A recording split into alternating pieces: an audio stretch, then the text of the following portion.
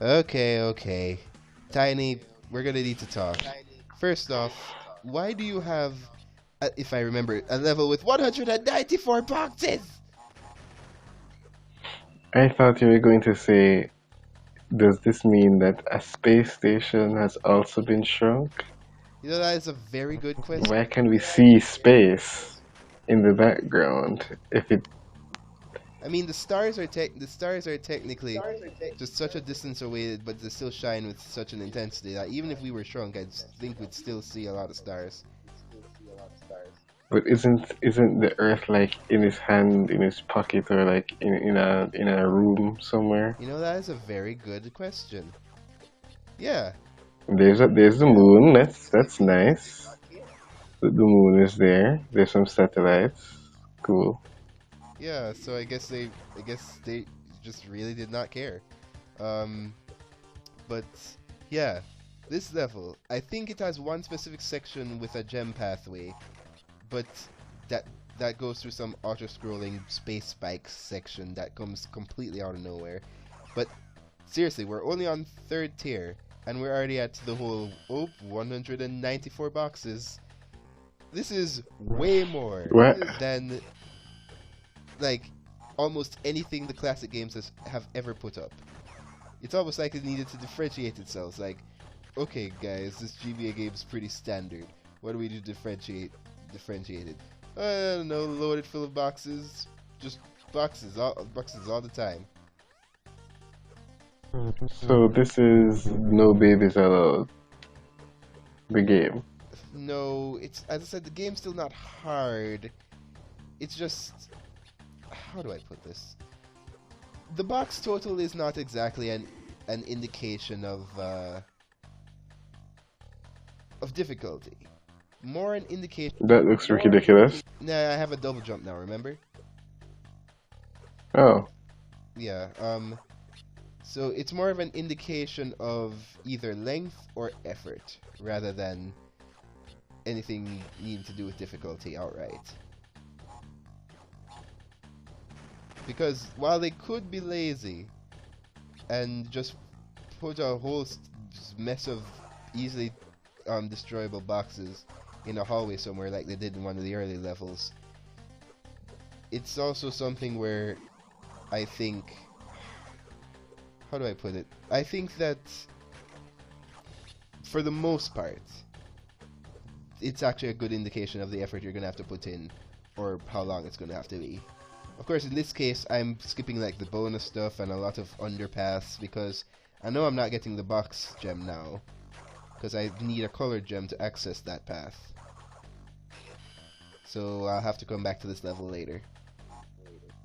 so if that's the case, why are you destroying all the boxes? So I can get Wumpa Fruit, so I can get lives. Oh, so this is really just for lives. Well, no, because you have to. Here's the thing.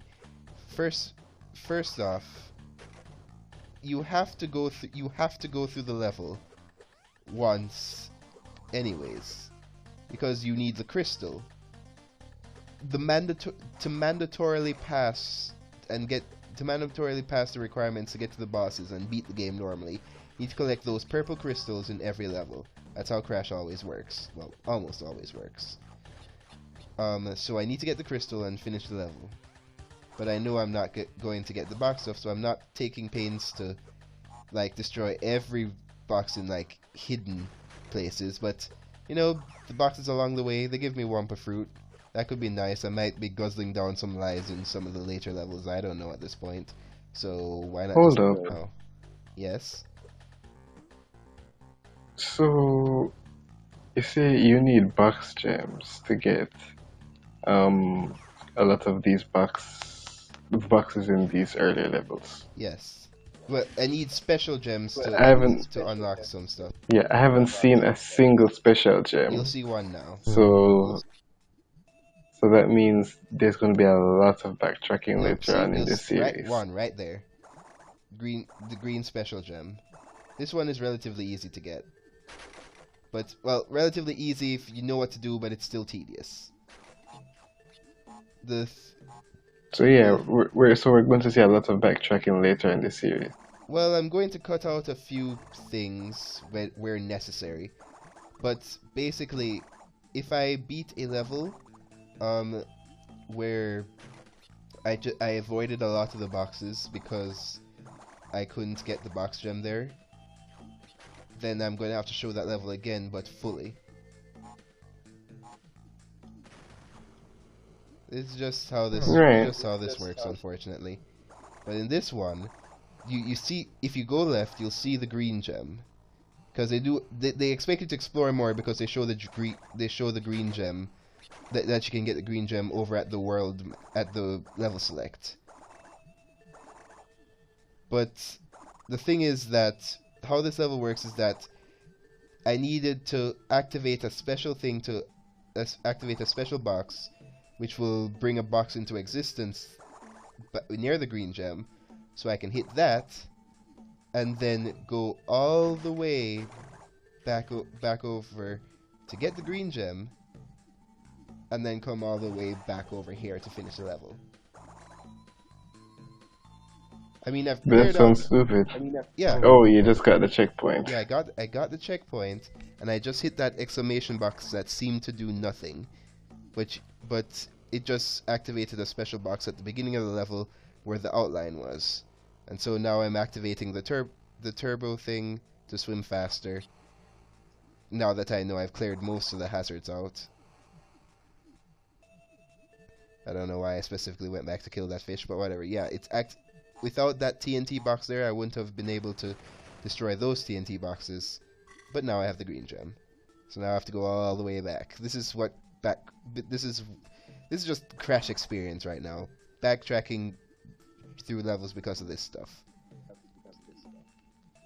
Classic Crash. Oh boy. I mean, modern Crash isn't better.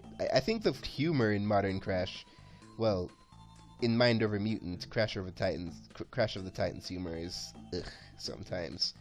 But I think the humor in, as you'd say, well, except not right now because of Insane Trilogy, but whatever, modern Crash is actually good. Just what they've done with some of the characters is bad, and they've just turned it into a standard, slightly collectathon-based 3D action platformer. Lost all of its charm. What was it before? What do you mean, what was it before? I don't know, because Well, I that was don't like- really play much Crash.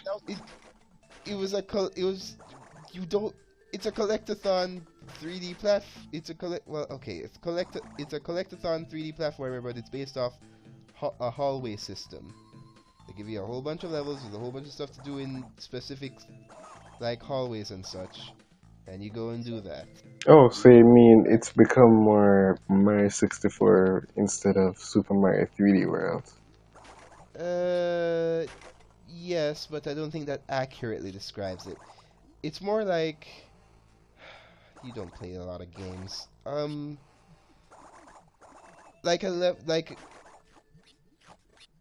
Okay. I don't know, because you don't play a lot of, like, modern cartoonish games of this kind of thing, I don't know exactly how to describe this well to you. But the best way I can just... Okay, is a Mario 64 World and a good enough, not anagram, is a good enough example of, say, Wet Dry World, except not Wet Dry World because that place is cancer. Would that be a good descriptor? No, because it's like an action adventure thing.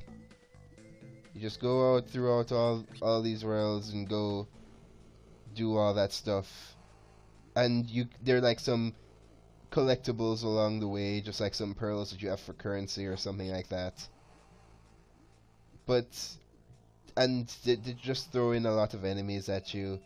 It's basically just turned into what I like to call every 2010 3D platformer at that point. What are you doing right now? I have apparently missed 4 boxes. Something I could not believe because I'm pretty sure I scoured this level pretty thoroughly, but this True. doesn't make it. Where could I have possibly missed those boxes? The water levels are pretty linear.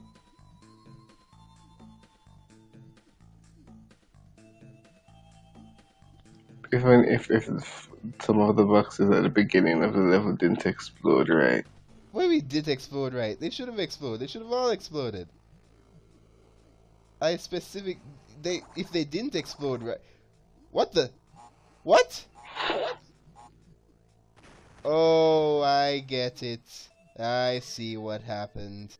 Because you died, you have to go and get those again. Yeah, because I died before I hit another checkpoint, those things resetted.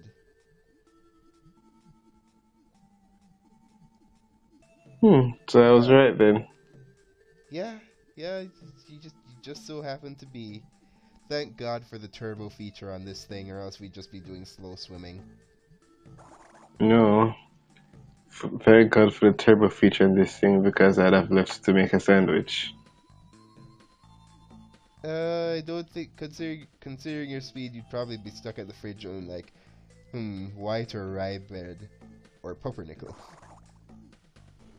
I'd say, I'd try to say white bread and I'd say white. No, it doesn't work with bread because of my complete inability to say white rice.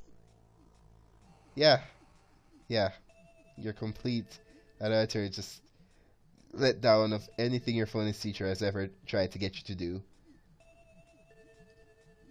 It's true. I mean, some people are hooked on phonics, but I was hooked on the hard stuff. I'd rather not want to know what the hard stuff is that you were so hooked on. Anyways, it's fight time. I'm assuming he's rather large. Yes, yes, he is. Okay. But his boss fights always involve him running to platforms, and you have to trick him into doing something. It always happens like that. But in this one, because of the screen, sometimes you don't really have a good enough indication of where he's going to jump. You can assume he's going to try and get to you, but sometimes you don't know exactly how. At least in my thing, I'm sure it's not supposed to work like that, but there's some points where he seems to just go insane, with how he tries to approach me. Oh, well, yeah, that part. I was clearly over the right, and he just decided, I'm gonna visit down here, see the sights. Shoot. I don't remember what I was going to say. I don't think he does either. He's pretty stupid, except just the reboot of the Crash series gave him this really stupid character. When I say stupid, I don't mean that he's dumber, but more like the decisions of what they went with his character were absolutely stupid. I don't even know how to describe it. You're just gonna have to see it to believe it. Alright. But yeah, now Uka's just like, oh, see, I knew it. Crash is beating us up again. Now I remember what I was about to ask. Have we actually faced any bosses yet? What are you Besides talking him? about? Besides Tiny. Of course we have. I mean, besides Tiny and the airplane dirigible. Yes, Dingo Dial, underwater, remember? Oh yes, yes I do. Oh boy. I know they're not very memorable, but please. Oh, so not even we're just hey, there's another space level, but we're going to this one again instead. Oh, you got the gem for it. Well, no, it's you'll have to see when we get to it. Oh wait, no, it's just the video restarted. Never mind.